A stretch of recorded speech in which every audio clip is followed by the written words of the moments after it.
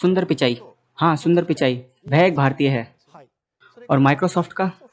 हाँ, अब सीईओ कौन है? सत्या नडेला, वो भी एक भारतीय है। वैसे पिछले साल एक आईबीएम नाम की कंपनी थी ना? हाँ, कृष्णा नाम का भारतीय व्यक्ति भी वहाँ सीईओ बना। तो वास्तव में भारतीय लोग विश्व में गाफा और आईटी बिजनेस में आज सबसे टॉप पर हैं। समझा? बहुत अच्छी तरह से। बेशक चाइना का उदय इसका एक बड़ा कारण है। मानव संसाधनों के बारे में मुझे लगता है कि जिन लोगों पर ध्यान देना चाहिए वे भारतीय हैं। मैं समझ गई, सच है कि मिस्टर सोन ने सॉफ्टवेयर पर निकेश अरोड़ा को अपना उत्तराधिकारी नियुक्त किया है। वह भी एक भारतीय है। मैं देखता हूँ भारतीय। मैं 10 सालों से अमेरिका में था। शायद मैं जानता हूँ। भारतीय लोगों का उदय अविश्वसनीय है, बहुत अच्छी तरह से। वे चीनी लोगों की तुलना में बहुत अमेजिंग हैं। भारतीय चीनियों से बेहतर हैं। हाँ बिल्कुल, बहुत अच्छी तरह से। मैं आपको बताता हूँ क्यों। इसके अनेक कारण हैं। भारतीय स्वभाव से अंग्रेजी बोलने वाले होते हैं। हाँ, भारतीय लोग अंग्रेजी क्यों बोलते हैं? भारत एक बहुत बड़ा देश है। भारत के क्षेत्र अपनी भाषा का प्रयोग करते हैं। भारत में कोई आम भाषा नहीं है, तो अंग्रेजी वहाँ आम भाषा है। जैसे आपको पता है, भारत वह देश है जहाँ शून्य का आविष्कार हुआ। जब गणित की बात आती है, भारत सबसे अच्छी जगह है। कंप्यूटर साइंस के क्षेत्र में भारत काफी मजबूत है। जब मैं विदेश में पढ़ रहा था, जब कभी मुझे गणित में बहुत कठिन समस्या आई, मैं हमेशा अपने भारतीय दोस्तों से पूछ लिया करता। मुझे उत्तर दिए नहीं गए, लेकिन मुझे सिखाया जाना चाहिए कि उन्हें कैसे हासिल किया जाए। मुझे नहीं पता था कि क्या हो रहा है। तो आप जानते हैं, फिर भी अमेरिका मूल रूप से एक श्वेत केंद्रित समाज है। इमिग्रेंट्स के लिए दुनिया में प्रवेश करना बहुत मुश्किल है। आप जानते हैं कि वे कैसे आते हैं? यह बहुत स्पष्ट है। विदेशों से लोग मेरिटोक्रेटिक जगहों से आते हैं। खेल के साथ भी ऐसा ही है ना? अगर ये बेसबॉल था तो मैं कहूंगा, उदाहरण के लिए पोर्टो रिको और डोमिनिका। बस यही कंपटीशन है। मैं इसे इस तरह से देखता हूँ। वास्तव में सबसे अधिक कंपटीशन एकेडमी की दुनिया में है, जहाँ मैं हूँ। जापानी एजुकेशन सिस्टम सख्त नहीं है। हाँ, वे ज्यादातर जापानी है। अमेरिका बहुत कॉम्पिटिटिव है। अधिक से अधिक प्रतिभाशाली लोग अमेरिका आ रहे हैं। अमेरिका एक स्मार्ट कॉन्टेस्ट है। वास्तव में प्रमुखता से उभरने वाले पहले भारतीय लोग हैं, हम में से जो अकेडमिक दुनिया में हैं। असल में हाँ, उदाहरण के लिए मैंने अमेरिका में डॉक्टरेट की उपाधि प्राप्त की।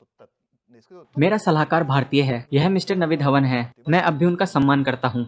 उसके बाद मैंने स्टेट यूनिवर्सिटी ऑफ न्यूयॉर्क में काम किया। मुझे वहाँ एक पद मिला। मेरे सह शोधकर्ता भी भारतीय हैं। हम अभी भी दोस्त हैं। वह भी भारतीय हैं। उनका नाम राजीव ए किशोर है।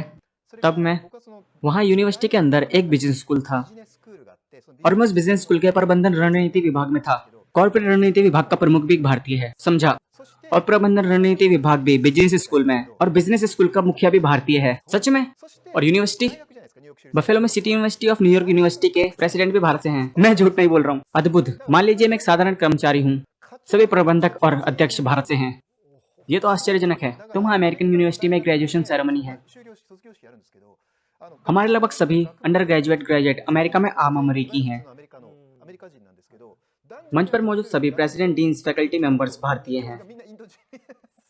एक भारतीय उन्हें टूटी फूटी अंग्रेजी में सर्टिफिकेट देता है। एक और दुनिया है, न केवल मैं जहाँ रहा हूँ बल्कि पूरे अमेरिका में।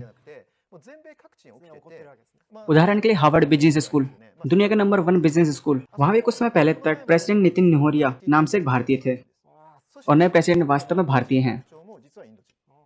हो सकता है कि जापानी एकेडमी वास्तव में खुलेंगे और अधिक कॉम्पिटिटिव बनेंगे अगर भारतीय वास्तव में टॉप पर लगते हैं। ऐसा कहकर दरअसल एकेडमी जगत में भारत से बड़ी संख्या में लोग आ रहे हैं, और अब फाइनली भारतीय लोग मेरिटोक्रेटिक आईटी की दुनिया में प्रवेश कर रहे हैं। सुंदर पिचाई और सत्या नडेला जैसे लोग बढ़ रहे हैं। मुझे पता है, क्योंकि मैं तब उनके करीब था। उच्च वर्ग के भारतीयों की मानवता अद्भुत है। वह स्मार्ट और मिलनसार हैं। हाँ बढ़िया। आई एम सॉरी, लेकिन वे सही हैं। हाँ, वो ऐसे ही हैं। मैं सत्या नडेला को कभी नहीं मिला, लेकिन कंपनी में उनका काफी सम्मान है। वह स्मार्ट है, शानदार है, और वह एक अच्छे इंसान है। तो वह सीईओ बनने के लिए पूछ रहे हैं। दरअसल उस दिन मैं टीवी टोक्यो इकोनॉमिक न्यूज पर था। अकेडमी में गेस्ट लेक्चर मिस्टर मोकोटो नारुके ने भी कहा कि भविष्य में भारत आएगा। अमेरिका में काम कर चुके आईटी प्रोफेशनल्स भारत आते हैं। इंडिया का गाफा विजन एक आईटी जायंट का निर्माण है, इसलिए इंडिया को ध्यान देने की जरूरत है। लेकिन ये पहले से ही होने लगा है।